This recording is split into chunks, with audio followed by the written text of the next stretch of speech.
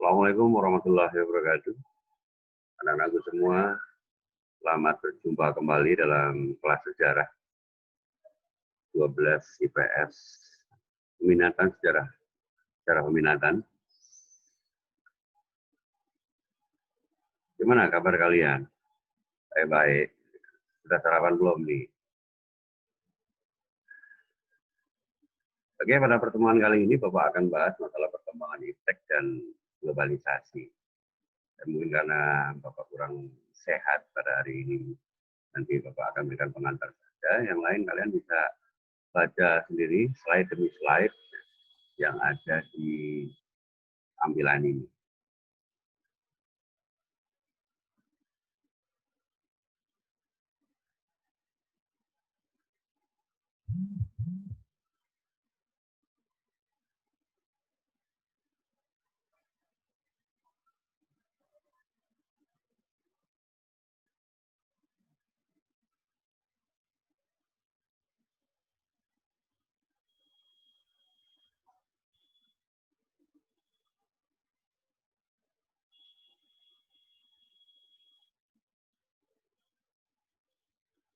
Perkembangan iptek pada era globalisasi dan dampaknya bagi kehidupan manusia. Kata-kata globalisasi barangkali buat kalian sudah tidak asing lagi, karena tiap-tiap kalian dengar televisi, kalian baca di media massa. Nah, sebenarnya apa efeknya pada perkembangan iptek pada masa-masa globalisasi ini bagi kehidupan manusia? Karena ini tidak bisa kita hindari. Globalisasi ini tidak bisa kita hindari. Perkembangan iptek juga tidak bisa kita menghindarinya. Dan kita bisa lihat bahwa perkembangan iptek dan juga globalisasi itu seperti selembar uang. Ini adalah uang 10 ribuan. 10 ribu atau 100 ribu ya. Nah, kalau dampak positif dari perkembangan iptek, itu kita bisa lihat di sini. Depannya. Tapi dampak negatifnya yang ada di belakangnya, ini juga tidak bisa kita hindarkan. Bahwa selembar mata uang ini tidak akan bisa laku untuk transaksi jual beli taruhannya bagian depan saja. Jadi perkembangan iptek itu bisa mengakibatkan dampak positif, tapi sekaligus ada dampak negatifnya yang akan dimunculkan. Apalagi pada masa-masa sekarang yang kita sering dengar adalah masa globalisasi. Oke, kita bisa melihat dari pengertiannya.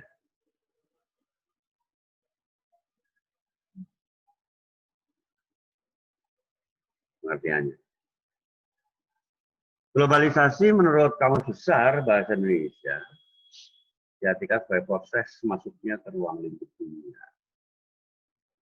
Jadi dunia ini seperti kampung elektronik saja. Kalian pernah buka radio atau kalian pernah buka televisi, dalamnya itu. Kalian pernah buka komputer atau laptop atau HP kalian deh, dan bongkar. Di dalam itu kan banyak komponen-komponen elektronik yang saling berkaitan. Satu mengait ke yang lain. Di dunia ini seperti kampung elektronik, satu kejadian di tempat yang lain akan diketahui di tempat yang lain pula. Satu kejadian yang terjadi di Amerika dalam waktu yang bersamaan bisa diketahui di Indonesia. Satu kejadian yang ada di Inggris pada waktu yang sama juga akan bisa diketahui di tempat yang lain, seperti di Indonesia. Globalisasi merupakan istilah yang mulai sering digunakan itu sejak 1980-an.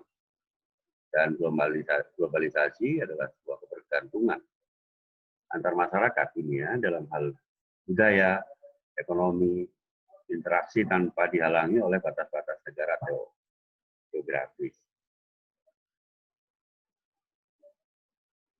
Itu pengertian dasarnya, pengertian dasar dari globalisasi. Nah, perkembangan iptek pada masa globalisasi atau era globalisasi, ini jadi ada suatu istilah revolusi teknologi. Perubahan sosial secara drastis dalam struktur-struktur penting yang terjadi secara relatif cepat sebagai akibat dari penemuan teknologi baru. Jadi revolusi itu kan jadi artikan sebagai satu perubahan yang sangat cepat. Perubahan yang relatif cepat ini akibat dari adanya penemuan teknologi baru. Oke. Perkembangan impact pada masa era globalisasi ini kita bisa melihat dari bagian perkembangan yang ada.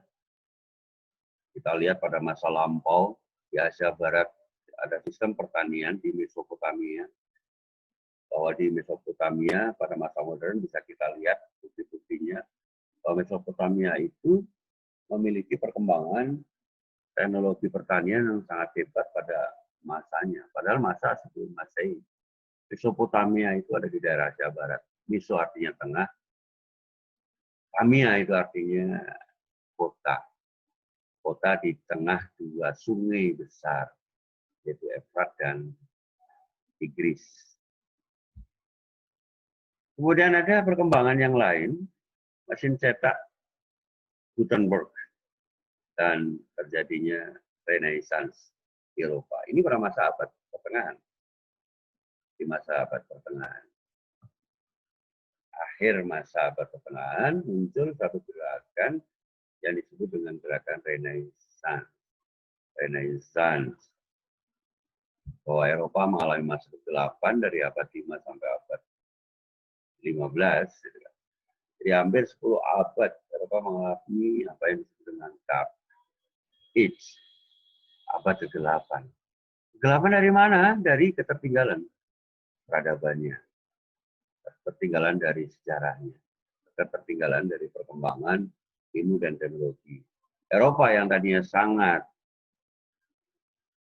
realistis, Eropa yang tadinya sangat kritis, tapi kemudian karena kalahnya mereka oleh orang-orang barbar dari utara, sehingga mereka hidup dalam suasana menyendiri, menyembunyikan diri, dan tidak ada perkembangan teknologi yang terjadi. Dan di akhir itu, muncullah satu gerakan yang disebut dengan gerakan Renaissance. Ini sudah kita bahas di kelas 11 ini. Re itu artinya kembali, naitri itu artinya lahir. Jadi gerakan untuk melahirkan budaya Eropa kembali yang menjadi dasar bagi budaya Eropa pada masa modern. Kemudian terjadinya eksplorasi. Eksplorasi mencari daerah baru yang menghasilkan sumber-sumber bahan baku buat mereka atau kebutuhan-kebutuhan mereka yang selama ini mereka gunakan, mereka manfaatkan, dan ternyata mereka mengalami kebingungan saat Kesultanan Turki menutup daerah yang biasanya mereka lalui untuk perdagangan ini, yaitu di daerah Asia Barat. Ada yang masih ingat? Apa namanya daerahnya? Oke, Konstantinopel. Jadi penutupan Konstantinopel pada 1453 yang mengakibatkan orang-orang Eropa tidak bisa melaluinya lagi. Yang tadinya jalurnya adalah melalui Laut Tengah, Mediterania, kemudian masuk melalui daerah Mesir, kemudian mereka bertemu, berdagang dengan orang-orang Asia Barat, orang-orang Arab. Daerah itu sudah tidak bisa digunakan sebagai transaksi perdagangan lagi. Maka orang-orang Barat kemudian melakukan eksplorasi, melakukan ekspedisi untuk mendapatkan bahan-bahan atau kebutuhan-kebutuhan mereka langsung dari produsennya. Sejalan dengan itu, perkembangan revolusi industri ini juga tidak bisa dihindari di sana. Mereka harus mencari daerah-daerah yang baru untuk mendapatkan bahan baku dan sekaligus digunakan sebagai tempat untuk memasarkan hasil industri mereka karena produksinya overload di Eropa. Jika harus dijual ke daerah-daerah lain. Oke, Yang lain ini nanti kalian bisa baca sendiri, kalian juga bisa melihat apa namanya di sumber-sumber yang lain. Mohon maaf untuk pertemuan kali ini Bapak nggak bisa maksimal karena kurang sehat. LKS kalian sudah pegang, buku dari perpus sudah kalian pegang. Nah kalian juga bisa dipakai untuk referensi saja. Untuk pertemuan kali ini Bapak hanya memberikan pemantik saja materi tentang perkembangan iptek pada masa era globalisasi. Nah nanti tugas yang kalian bisa kerjakan nanti Bapak akan kirim di tim ya, di tim. Oke, selamat beraktivitas, selamat mengerjakan tugas-tugas yang sudah diberikan oleh guru kalian. Semoga kalian tetap sehat, jangan lupa bahagia, tetaplah menjadi orang yang baik. Assalamualaikum warahmatullahi wabarakatuh.